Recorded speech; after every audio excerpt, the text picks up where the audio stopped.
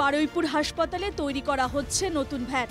সেই কারণে অস্থায়ীভাবে বারুইপুর সুপার স্পেশালিটি হাসপাতালের মর্গের সামনে আপাতত নোংরা ফেলার সিদ্ধান্ত হাসপাতাল কর্তৃপক্ষের। ফলে জঞ্জালে স্তূপ জমে তৈরি হয়েছে অস্বাস্থ্যকর পরিবেশ। না না, আমাদের ওইখানে জায়গা থাকে, হ্যাঁ, সেইখানে ফেলতে হয়। এখন কাজ হচ্ছে তো।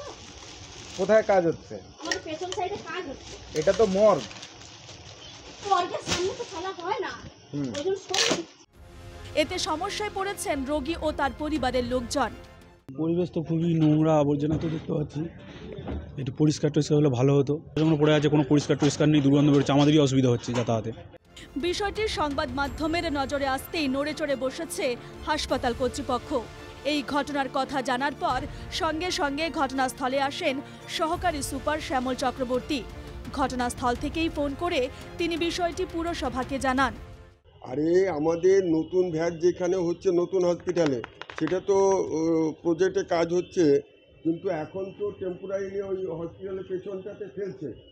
ওইটা অনেক দিন ধরে পড়ে আছে গো, ওইটা তোলা হয়নি, অনেকটা জমে গেছে। পৌরসভাকে জানানো হয়েছে, এর আগেও দুবার তিনবার বলা হয়েছে।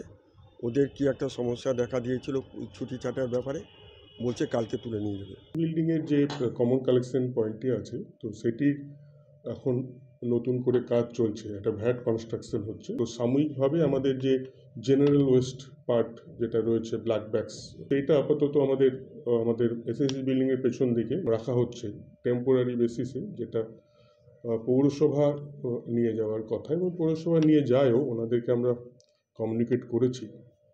হয়তো কয়েকটা দিন বোধহয় ছুটি ছাটার জন্য হয়তো একটুখানি গাড়ি বা স্টাফের ওনাদের ইস্যু থাকতে পারে। তো আমাদের আজকেও কথা হচ্ছে পৌরসভার সঙ্গে, তো ওনারা বলেছেন আজকালের মধ্যেই ওনারা জেনারেল ওয়েস্টটা কালেক্ট করে নিয়ে যাবেন। বিষয়টি নিয়ে পুরসভার দৃষ্টি আকর্ষণ করা হয়েছে বলে জানিয়েছেন হাসপাতালের সুপার ও সহকারী সুপার। দু একদিনের মধ্যেই এই সমস্যার সমাধান হয়ে যাবে বলে আশ্বাস দিয়েছেন তাঁরা। বারুইপুর থেকে উজ্জ্বল সরকারের রিপোর্ট, NKTV বাংলা।